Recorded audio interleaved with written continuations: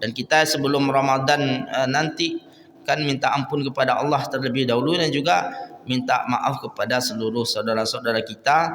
Dua-dua ini selesai, maka kita hadapi Ramadan dengan mudah, dengan baik insya-Allah. Dan memaafkan orang lain itu adalah, kata para ulama, adalah kenikmatan yang luar biasa bagi yang bisa melakukannya. Ayat atau surat yang kita biasanya terbawa rasa sedih membacanya adalah diantaranya adalah surat Yusuf. Walaupun sebagian tidak mengerti arti dan maknanya, tapi biasanya kalau dengan syahdu membacanya dari awal sampai akhir, nanti akan ada saja rasa terharu membacanya. Dan memang saudaranya memasukkan ke dalam sumur itu tidak dengan niat untuk membunuh, karena telah ada kesepakatan tidak kita bunuh. Walaupun ada yang mengusulkan kita bunuh saja ni, kiranya ada dendam Nabi Yusuf untuk membalaskan kepada mereka, rasanya wajar. Karena begitu banyaknya derita Nabi Yusuf alaihissalam, masukkan ke sumur, dibohongi orang tuanya, kemudian Nabi Yusuf akhirnya masuk penjara. Perjalanan yang lama itu atas prakarsa atau ide daripada saudara-saudaranya ini yang hari ini datang kepadanya.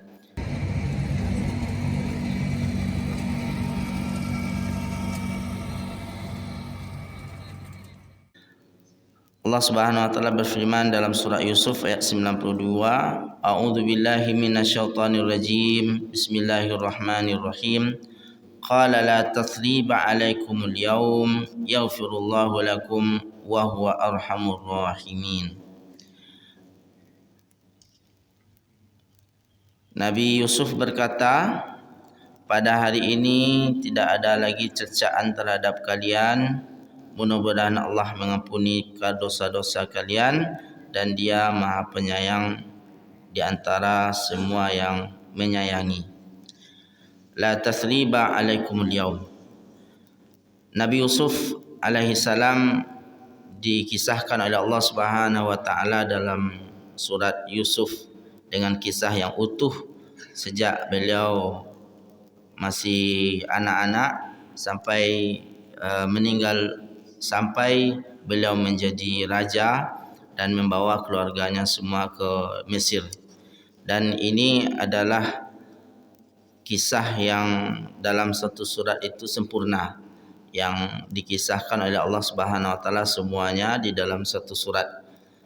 Kisah nabi-nabi yang lain itu kadang berulang-ulang di surat yang berbeda, dan ketika digabungkan semuanya baru dapat kisah yang utuh, sebagaimana kisah Nabi Musa alaihissalam dan nabi-nabi yang lain.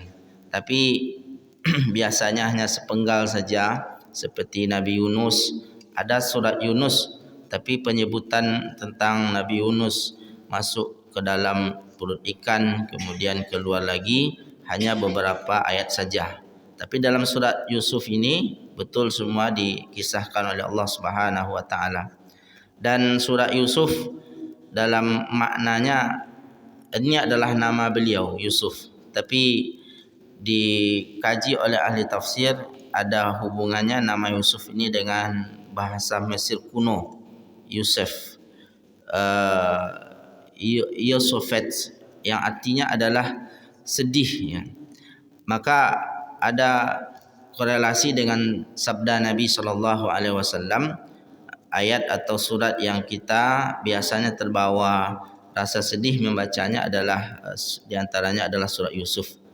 Walaupun sebagian tidak mengerti arti dan maknanya, tapi biasanya kalau dengan syahdu membacanya dari awal sampai akhir, nanti akan ada saja rasa terharu membacanya. Apalagi kalau seandainya ada yang kita fahami, yang kita tadabburi dari ayat-ayat pada surat Yusuf tersebut. Pada ayat yang kita baca tadi, salah satu yang luar biasa dilakukan oleh Nabi Yusuf terhadap saudara-saudaranya yang pada waktu itu datang ke Mesir. Datang kedua kalinya setelah sebelumnya datang membawa barang-barang untuk diganti barter dengan makanan yang ada stoknya banyak di Mesir. pada kedatangan yang kedua ini, mereka membawa barang-barang sekedarnya saja dan sambil mencari saudara, sambil melobi kepada Yusuf yang pada waktu itu sebagai menteri di Mesir agar adiknya yaitu Benyamin dibebaskan oleh Yusuf dari tangkapannya, karena sebelumnya Benyamin ditangkap oleh Mesir, kerajaan Mesir, dan itu atas suruhan Nabi Yusuf karena dituduh telah mengambil takaran emas, artinya telah mencuri. Tapi itu adalah rencana yang sudah dipersiapkan oleh Nabi Yusuf bersama saudaranya dengan supaya itu menjadi alasan beliau ditahan di Mesir, dan kembalilah saudara-saudaranya dalam keadaan kecewa ke negerinya masing-masing. Kemudian pada kali yang kedua ini masih datang juga saudara-saudaranya Nabi Yusuf alaihissalam kepadanya untuk meminta diberi makanan, untuk ditukarkan barang-barang yang dibawanya dengan makanan. Dan pada waktu ini Yusuf mengaku bahwa beliau adalah Yusuf dan yang ditahan itu adalah saudaranya. Pada waktu itu jelas semua bahwasanya yang datang ke Mesir itu adalah saudara-saudara Nabi Yusuf, dan pada waktu itu seharusnya menurut normalnya sebagai manusia biasa adalah kesempatan yang paling tepat untuk membalas segala kejahatan saudara-saudara Nabi Yusuf kepada dia selama ini. Karena Nabi Yusuf alaihissalam berada di Mesir itu adalah usaha dari saudara-saudaranya sebelumnya untuk menjauhkan dia, bahkan di antara mereka ingin membunuh Nabi Yusuf alaihissalam. Sebagaimana waktu kecil Nabi Yusuf dibawa oleh saudara-saudaranya dengan minta izin kepada orang tuanya, lalu ditaruh di sumur. Di sumur itu fi ghayabatil jub, masukkan ke dasar sumur atau ke dalam sumur.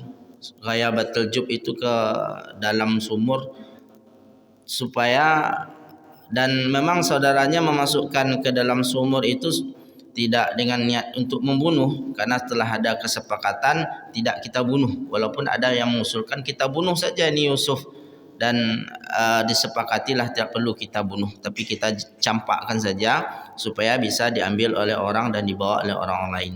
Jadi dimasukkan ke dalam sumur itu supaya nanti orang lewat dan bisa membawa Yusuf itu ke dijadikan sebagai anak atau dijualnya, pokoknya tidak lagi berada di negerinya.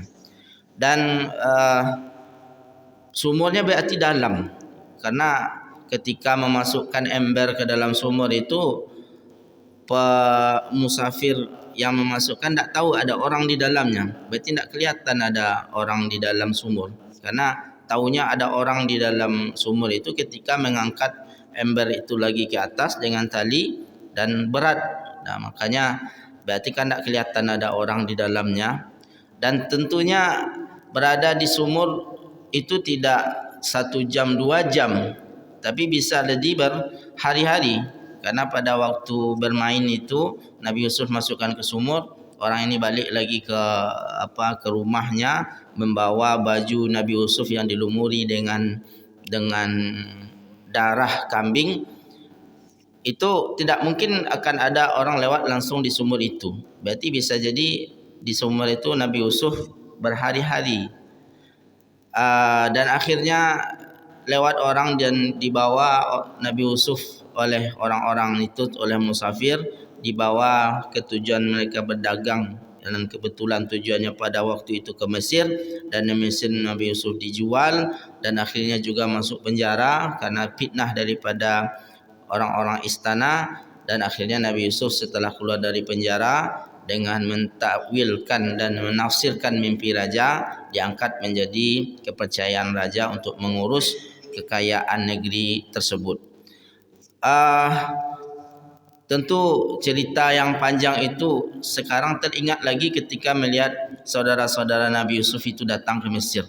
dan kebetulan datangnya dalam keadaan di bawah, artinya meminta kepada Yusuf sebagai raja dan mereka tidak mengetahui Nabi Yusuf alaihissalam. Sekiranya ada dendam Nabi Yusuf untuk membalaskan kepada mereka, rasanya wajar, karena begitu banyaknya derita Nabi Yusuf alaihissalam, masukkan ke sumur, dibohongi orang tuanya, kemudian Nabi Yusuf akhirnya masuk penjara. Perjalanan yang lama itu atas prakarsa atau ide daripada saudara-saudaranya ini yang hari ini datang kepadanya, dan mereka datang dalam keadaan rendah meminta kepada Nabi Yusuf agar diberi bahan makanan dari Mesir tersebut. Dan ketika sudah ada kesempatan besar, kesempatan yang paling tepat untuk membalas dendam tersebut, Nabi Yusuf justru luar biasa jawabannya dan penjelasannya kepada saudara-saudaranya dengan mengatakan, la tathriba alaikumul yaum yaghfirullahu lakum wa huwa arhamur rahimin. Hari ini tidak ada lagi cercaan bagi kalian, tidak ada lagi celaan bagi kalian, tidak perlu disebut-sebut lagi kesalahan kalian dulu. Allah Subhanahu wa taala pada hari ini akan mengampuni kalian, wa huwa arhamur rahimin, dan Allah lah yang Maha Pengasih dan Maha Penyayang. Artinya semua kesalahan saudaranya pada saat itu juga langsung dimaafkan oleh Nabi Yusuf alaihissalam, tanpa seakan-akan tidak ada bekas, seakan-akan memang tidak ada ingin rasa membalas sedikit pun Nabi Yusuf terhadap mereka. Dan mereka itu pada waktu itu juga seharusnya bertambah lagi sakit hati Nabi Yusuf kepada mereka, karena ketika Nabi Yusuf sallallahu alaihi wasallam ketika Nabi Yusuf alaihi salam menahan Benyamin atau saudaranya agar dihukum dan agar tetap tinggal di Mesir, dibuat drama bahwasanya Benyamin itu mencuri sesuatu dari kerajaan.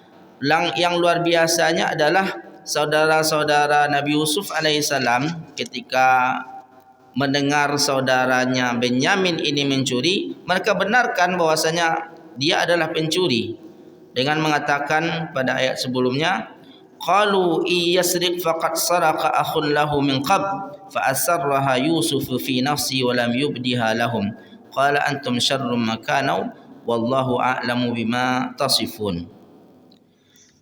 Kan ditangkap saudara Nabi Yusuf, kemudian ditahan. Kata saudara-saudaranya, jika ia mencuri, sebenarnya ada saudaranya sebelum ini katanya. Saudaranya juga pencuri seperti dia ini. Jadi seakan-akan membenarkan bahwasanya Benyamin itu memang pencuri. Dan yang lebih luar biasa lagi, saudaranya ini bilang, saudara-saudara Nabi Yusuf yang datang itu bilang, ada yang dia ini yang ditangkap ini punya abang sebelumnya katanya, dan dia juga pencuri abangnya itu. Yang dimaksud adalah Yusuf alaihissalam, dan Yusuf ada di sana. Padahal Yusuf tak pernah mencuri sebelumnya. Ada memang di masa kecil Yusuf, agar Yusuf itu bisa dirawat atau tinggal bersama bibinya, dan bibinya membuat cara yang sama pada waktu itu. Di pura-pura Nabi Yusuf itu mencuri di rumah bibinya. Ditaruh barang di dalam baju Nabi Yusuf, dan ketika mau pergi bibinya memeriksa semua saudara-saudaranya, dan kedapatan Yusuf yang memegang barang yang dicari oleh bibi Nabi Yusuf tersebut. Dan itu memang rencana daripada bibi Nabi Yusuf alaihissalam juga, karena aturan yang berlaku di keluarga Nabi Yusuf, siapa yang mencuri maka dia harus ditahan dan disuruh bekerja.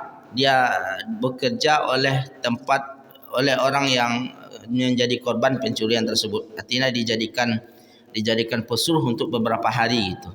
Sehingga ketika kecil Nabi Yusuf itu pura-pura mencuri barang di rumah bibinya, akhirnya Nabi Yusuf tinggal di rumah bibinya, dan memang bibinya ingin Yusuf tinggal di rumahnya. Itu ketika kecil dulu, sebelum dimasukkan oleh saudaranya ke dalam sumur. Dan pada waktu itu juga bukan Nabi Yusuf mencuri, tapi memang keinginan dari bibinya supaya tinggal Nabi Yusuf di rumahnya. Pada waktu ini sampai sudah dewasa ini, saudara-saudaranya beranggapan Nabi Yusuf itu dulu juga pencuri dan dituduhkan kepada Nabi Yusuf sekarang di depan Nabi Yusuf sendiri. Qalu iyasrik faqad saraka akhul lahu min qab. Ini anak kecil, dia ini mencuri, ada saudaranya dulu yang juga mencuri. Dan mereka tak sebut namanya Yusuf karena sudah dianggap tak ada lagi, sudah meninggal. Dalam benak mereka Yusuf yang dulu mereka masukkan ke dalam sumur itu tak ada lagi. Dan sekarang mereka bicara seperti di depan Nabi Yusuf sendiri. Dan ini menambah sakit hati Nabi Yusuf sebenarnya. Dan memang kata Allah Subhanahu wa taala, fa asarraha Yusuf fi nafsihi wa lam yubdiha lahum. Nabi Yusuf alaihi salam menyembunyikan rasa, tidak menampakkan kejengkelannya atau rasa sakit hatinya kepada saudaranya pada waktu itu. Dan bahkan Nabi Yusuf hanya berucap, antum syarrum makana wallahu a'lam bima tasifun. Jangan-jangan kalian yang lebih buruk dari saudara kalian ini, dan Allah Maha mengetahui apa yang kalian sampaikan. Rasanya kalau marah Nabi Yusuf pada waktu itu wajar, tapi Nabi Yusuf tidak menampakkan marahnya kepada saudara-saudaranya dan tetap juga menahan Benyamin. Disebutkan nama saudaranya itu adalah Benyamin. Dan akhirnya setelah kembali saudara ini ke kampungnya yang ada di daerah Syam sekarang ini, Palestina atau Suria sekarang ini, kemudian ketika kebutuhan sudah menipis, tidak ada lagi makan bahan makanan yang mereka makan, orang tuanya yaitu Yakub alaihissalam menyuruh mereka untuk kembali lagi ke Mesir, meminta atau mengganti makanan dengan barang-barang bawaan mereka. Dan kali ini saudara-saudaranya yang datang dan bertemu lagi dengan Nabi Yusuf alaihissalam, dan itulah pertemuan ketika Nabi Yusuf mengungkapkan bahwasanya beliau adalah saudara mereka. Dan ucapan Nabi Yusuf inilah atau jawaban Nabi Yusuf ini kepada saudara-saudaranya yang kembali diucapkan oleh Nabi SAW ketika Nabi SAW melakukan penaklukan Mekah. Di saat Mekah itu sudah berada di bawah ditaklukkan oleh kaum muslimin pada Fathu Mekah itu, masuklah Nabi SAW beserta sahabat ke Kaabah atau ke Masjidil Haram, dan orang-orang Quraisy yang selama ini mengejar Nabi SAW, menuduh Nabi SAW gila, memerangi Nabi SAW dalam banyak momen ketika perang Badar, perang Uhud, perang Khandaq. Mereka itu kelihatan sekarang dalam keadaan ketakutan, yang pada waktu itu sebenarnya waktunya untuk membalaskan kejahatan mereka selama ini, yang mereka ambil harta-harta kaum muslimin yang tinggal di Mekah, mereka kejar kaum muslimin dalam perang-perang tersebut. Kemudian ketika mereka sudah dalam keadaan siap untuk dibalas kejahatannya, Nabi justru mengulang ayat ini dan membaca la tasriba alaikumul yaum. Tidak ada lagi pada hari ini cercaan buat kalian, tidak ada lagi penyesalan buat kalian. Artinya kalian semua dimaafkan. Dan ucapan itu Nabi SAW ucapkan kepada ahlu Mekah, karena orang Mekah juga mengira mereka akan dibunuh, mereka akan dipenjara, mereka akan dibalas oleh Nabi SAW. Justru jawaban luar biasa dari Nabi adalah apa yang diucapkan oleh Nabi Yusuf sallallahu alaihi wasallam kepada saudara-saudaranya. Artinya kalian dimaafkan semua.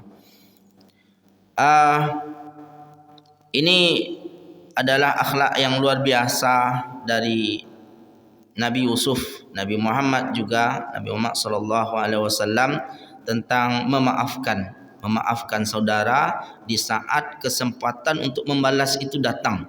Berbeda ketika memaafkan, memang yang memaafkan ini masih lemah, tidak bisa membalas gitu, atau dalam keadaan butuh, dia sangat butuh sekali kepada saudaranya dan saudaranya pernah membuat dia sakit hati.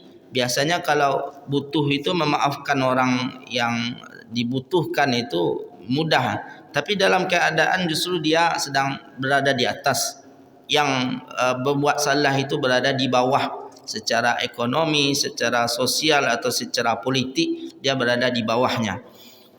Justru itu yang berat, dan sama seperti apa yang Allah Subhanahu wa taala sebutkan pada ayat yang lain, ciri-ciri orang bertakwa yang mereka itu adalah penghuni surga yang luas di dalamnya adalah alladzina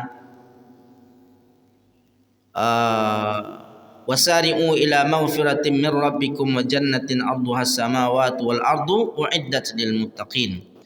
Bersegeralah kalian menuju ampunan Tuhan kalian, sehingga ila maghfiratin min rabbikum, bersegera juga kalian menuju surga Tuhan kalian yang luasnya seluas langit dan bumi, yang Allah Subhanahu wa taala sengaja sediakan surga itu bagi orang yang bertakwa. Siapa mereka bertakwa itu? Wa'iddat lil muttaqin alladzina yunfiquna fis sarra'i wad dharra.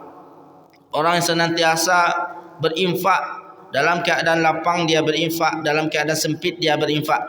Dan selanjutnya wal kaziminal ghaidha wal afina 'anil nas. Wal kaziminal ghaidha, dan mungkin kita sudah sering mendengar tafsir atau terjemahnya, yang menahan diri di saat wal kaziminal ghaidha, di saat kesempatan untuk membalas itu ada, di saat momennya untuk membalas itu datang. Kalau marah, wajar marah ketika itu. Kalau ingin meluapkan kekesalan, bisa pada waktu itu. Justru pada waktu itu dia menahan dirinya. Wal kaziminal ghaiz. Kemudian wal afina 'anil nas, dan memaafkan semua manusia. Ini adalah orang bertakwa yang nanti tempatnya yang layak adalah surga yang Allah Subhanahu wa taala sediakan, surga yang luas.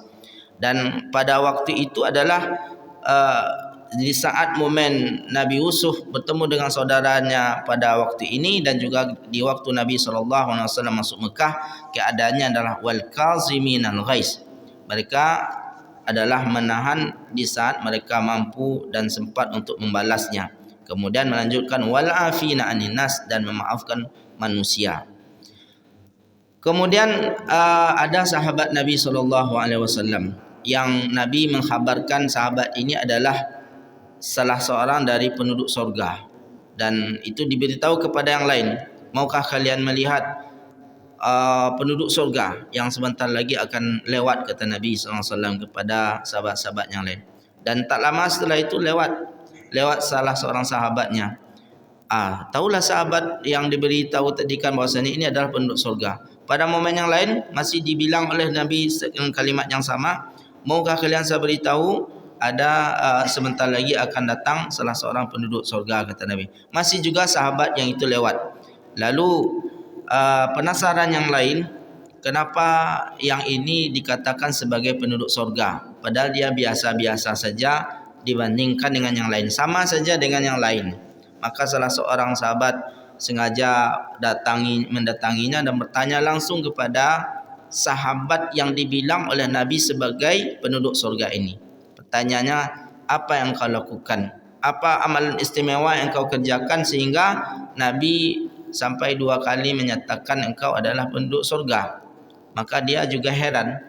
Dia rasanya tak ada melakukan ibadah istimewa melebihi yang lainnya, tak ada rutinitas yang berat yang dia lakukan melebihi yang lainnya, dan dia ingat-ingat cuma satu saja, yaitu apa? Ketika dia mau tidur itu, amalan yang pertama dia lakukan setiap tidur di malam hari adalah memaafkan kesalahan orang lain. Jika ada orang lain di hari itu bersalah, maka dia lepaskan, dia hilangkan. Gara-gara itu ternyata Nabi SAW mengatakan dia itu penduduk surga. Sebenarnya apa kerugian bagi kita ada orang salah kemudian dimaafkan? Secara logika juga tak ada ruginya, ringan tu kan. Tapi memang ketika dipraktekkan, ini akhlak yang besar ini kan, sulit. Memaafkan orang lain itu sulit.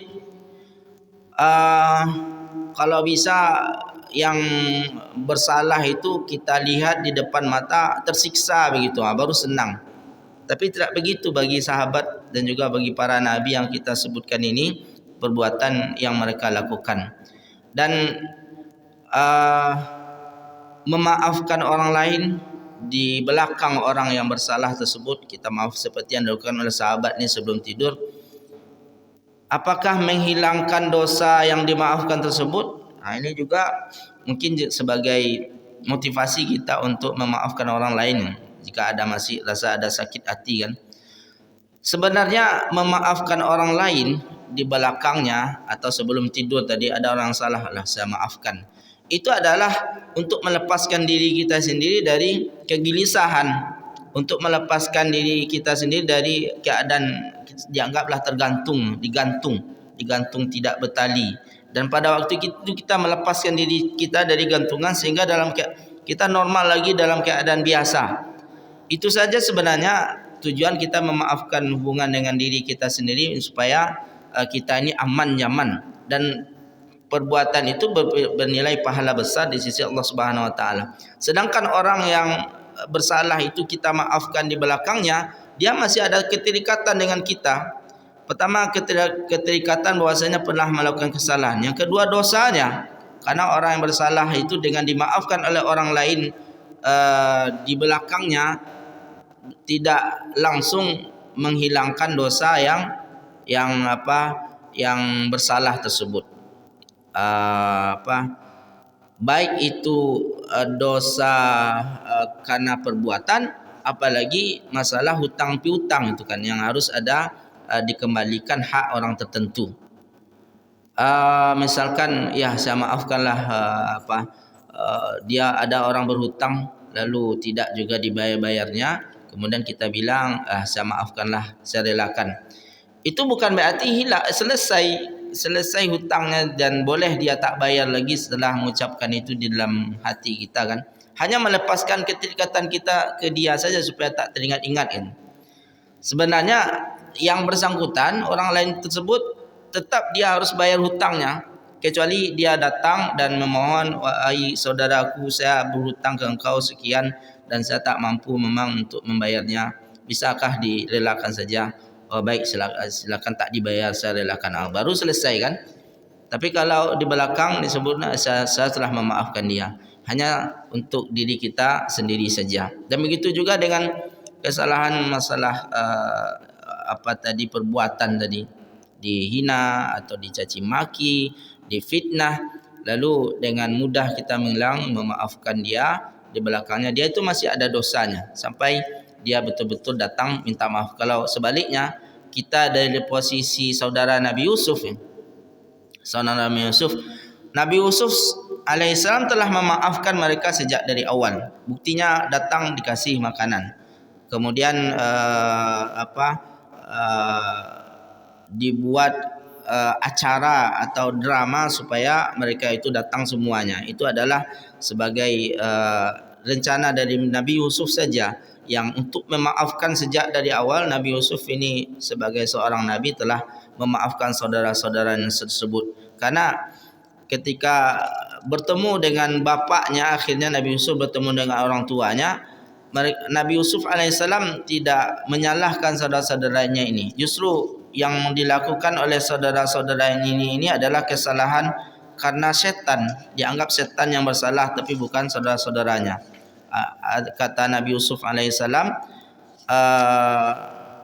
wa rafa'a abawahi 'alal 'asi wa kharru lahu sujada. Dan akhirnya ketika bapaknya Yakub alaihissalam datang ke Mesir, diangkat ke atas tempat duduk beserta ibunya, dan ketika sudah duduk bapak dengan ibunya dan Nabi Yusuf di tempat itu, saudara-saudara yang lain itu bersujud kepada mereka.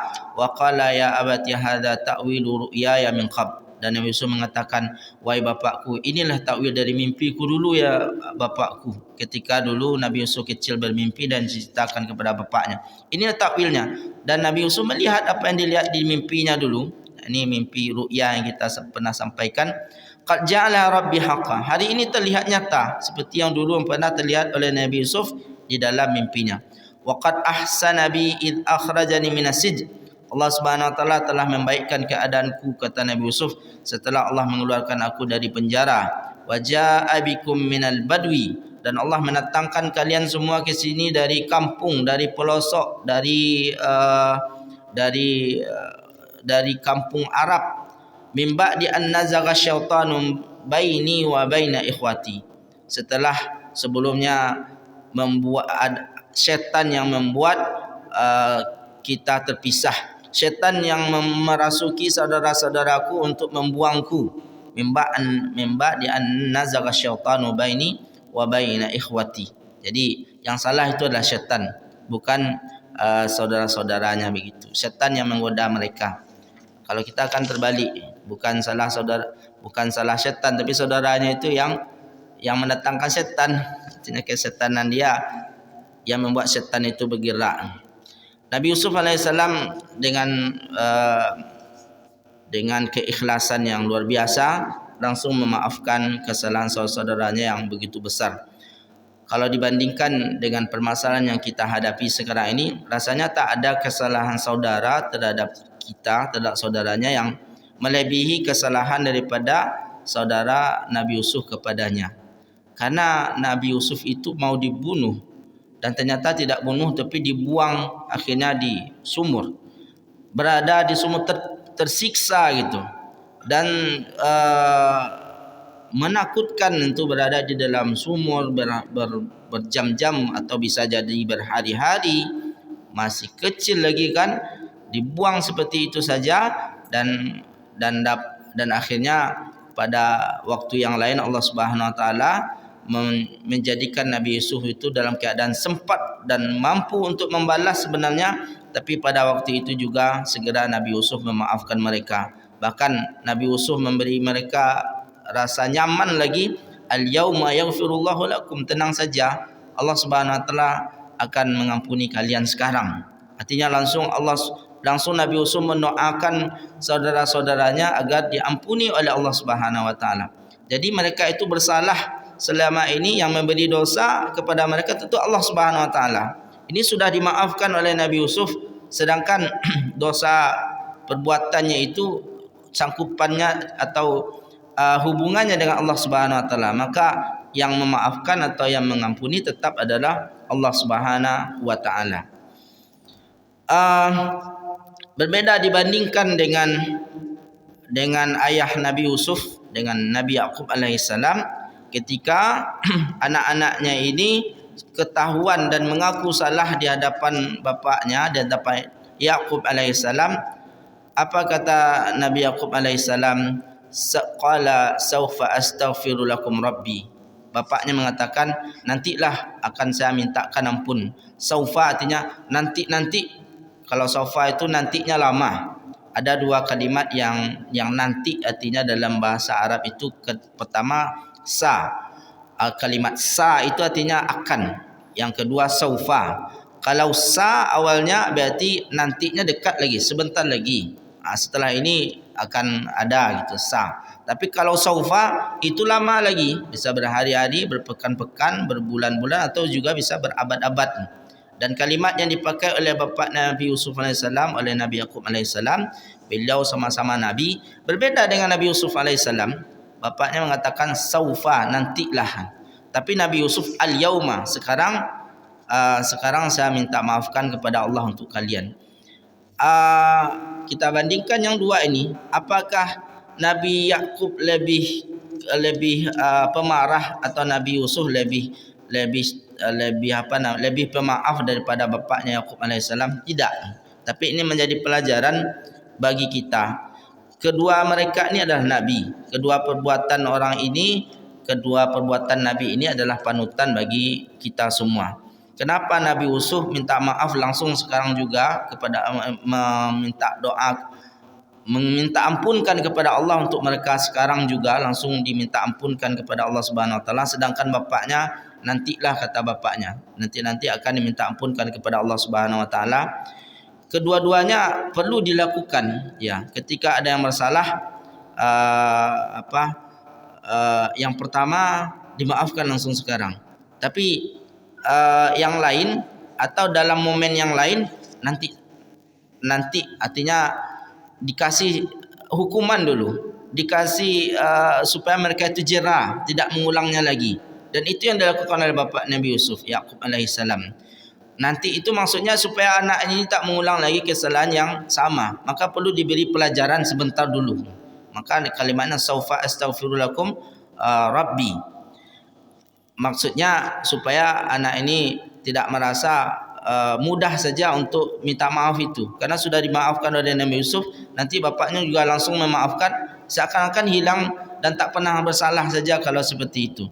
Dan bapaknya ingin memberi pelajaran bahwa betul Nabi Yusuf langsung memaafkannya, tapi bapaknya tidak sekarang, nanti saja, supaya mereka bisa berfikir, mereka bisa teringat bahwasanya dulu mereka pernah bersalah kepada Nabi Yusuf dan juga kepada bapaknya, karena bapaknya juga pada waktu itu momennya untuk membalas sakit hatinya kepada anaknya sebenarnya, karena bertahun-tahun mereka ternyata membohongi bapaknya, dan bapaknya sebenarnya sudah tahu anaknya berbohong karena beliau adalah nabi, cuma dalam kesabaran yang luar biasa tidak mencederai dan mencelakai anak-anak tersebut, karena memang tak ada bukti bahwasanya anak itu membunuh Yusuf itu secara langsung. Tapi dengan khabar yang Allah berikan kepada Nabi Yusuf alaihissalam, kepada Yakub alaihissalam, anak-anaknya ini ingin mencelakai Nabi Yusuf dan mencampakkannya, dia sudah tahu sebenarnya. Dan pada waktu ini saudaranya mengaku selama ini mereka telah berbohong kepada bapaknya, dan bapaknya hanya mengatakan nanti saya akan minta mampunkan kepada Allah untuk kalian. Pelajaran yang kita ambil dari kisah Nabi Yusuf sampai bertemu dengan saudara-saudaranya ini adalah memaafkan saudara itu. Intinya adalah memaafkan kesalahan saudara-saudara, dan tidak ada sekali lagi kesalahan rasanya yang dilakukan oleh saudara terhadap saudaranya, terhadap kita di zaman kita ini yang melebihi kesalahan dilakukan oleh Nabi Yusuf, keluarga atau saudara-saudara Nabi Yusuf kepadanya dan kepada bapaknya. Dan Nabi Yusuf dengan mudah memaafkan mereka, bahkan memberi mereka tempat dan mengajak mereka tinggal di Mesir, memberi mereka fasilitas.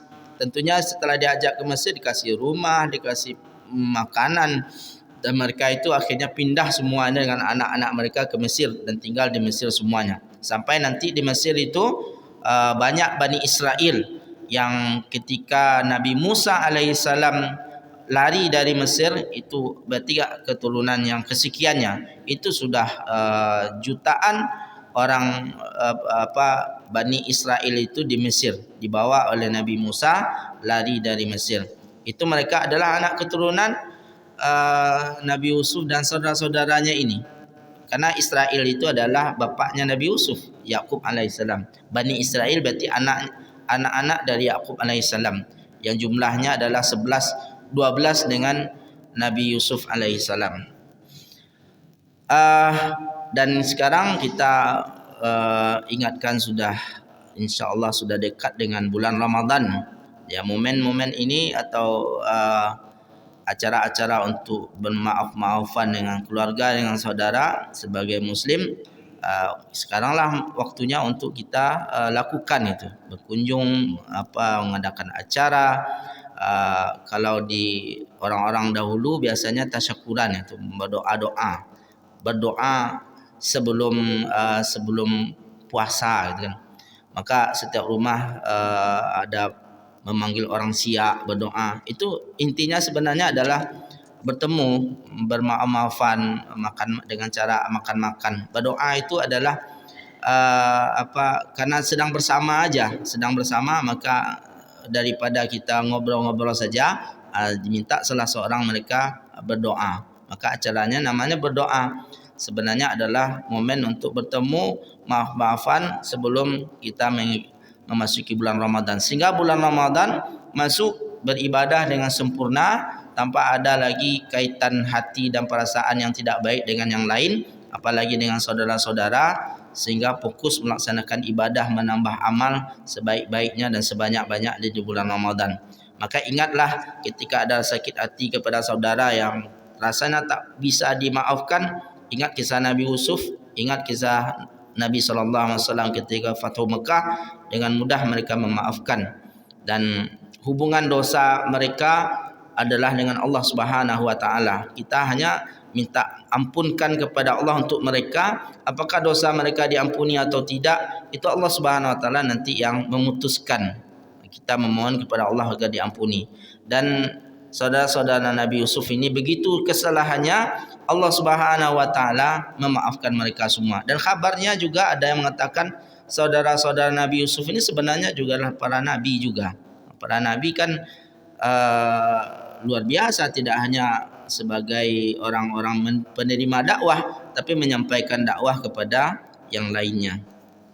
Sudah suruh ada 8 menit lagi.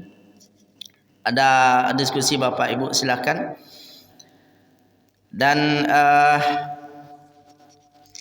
jika ada kesempatan Bapak Ibu boleh baca sekali saja minimal kisah Nabi Yusuf ini dari awal sampai akhir melalui terjemahan Al-Quran.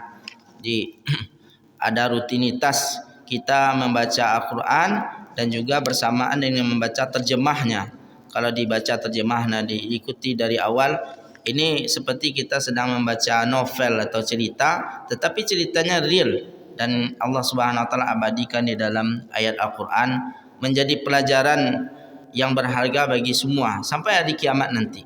Dari sekian banyak kisah yang pernah terjadi di atas dunia ini sebelum Nabi Muhammad hadir sebagai nabi dan rasul, Allah Subhanahu wa taala pilih beberapa kisah, beberapa kejadian yang dimasukkan dalam Al-Quran, dan diantaranya yang utuh adalah kisah Nabi Yusuf alaihi salam. Dan ini adalah pelajaran-pelajaran berharga semua dari awal sampai akhir. Yang dulu awal kita pernah bahas tentang mimpi, itu terinspirasi oleh mimpi Nabi Yusuf alaihissalam juga, yang melihat real ada bintang bulan sujud kepadanya, dan itu terbukti ketika Nabi Yusuf sudah besar. Kemudian yang pelajaran berharga adalah tentang akhlak memaafkan. Ini sangat berat, tapi ini adalah perintah atau amalan besar pahalanya, memaafkan orang lain.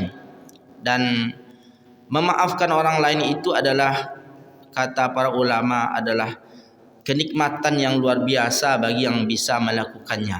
Ya, kalau seandainya sudah sampai kemampuan kita untuk memaafkan orang lain, kalau diibaratkan dengan makanan, seakan-akan kita sudah dapat makanan yang sangat istimewa sekali, yang sangat kita sukai, dihidangkan pada waktu itu kepada kita sendiri dan kita siap untuk menyantapnya. Itulah keadaan orang yang memaafkan orang lain, yang mereka mendapat kenikmatan luar biasa. Kenapa? Karena beratnya hati itu karena ada orang lain bersalah. Karena ada kadang berat semuanya. Kalau seandainya bersalah itu adalah tetangga, keluar dari pintu rumah aja berat kan? Berat ketemu. Kalau seandainya bersalah itu adalah kawan di masjid, kadang tak solat ke masjid itu lagi. Tidak hanya tidak mau bertemu dengan saudaranya, tapi masjidnya dijauhi. Kan ada kan kita yang begitu kan, ada problem dengan saudaranya sama jemaah, tak mau lagi ke masjid, tak mau lagi datang, bahkan kalau bisa ingin pindah ke tempat yang lain. Itu kan masalahnya di hati kita masing-masing aja, karena tidak mau memaafkan. Tapi coba dimaafkan. Yang menyampaikan memang sangat mudah sekali, tapi mempraktekkan sangat berat sekali. Dan memang berat itu yang Allah Subhanahu wa taala ganjari dengan pahala yang besar. Yang bisa melakukannya setiap malam, memaafkan itu diganjari oleh Allah dengan surga, sebagaimana yang dijanjikan oleh Nabi, diberitahu oleh Nabi salah seorang sahabatnya menjadi penduduk surga nanti karena mudah memaafkan orang lain. Ini di semua hal. Masalah hutang piutang dimaafkan ya, tapi yang bersangkutan juga harus membayar hutangnya. Kalau seandainya ada hak yang dikembalikan, maka harus dikembalikan.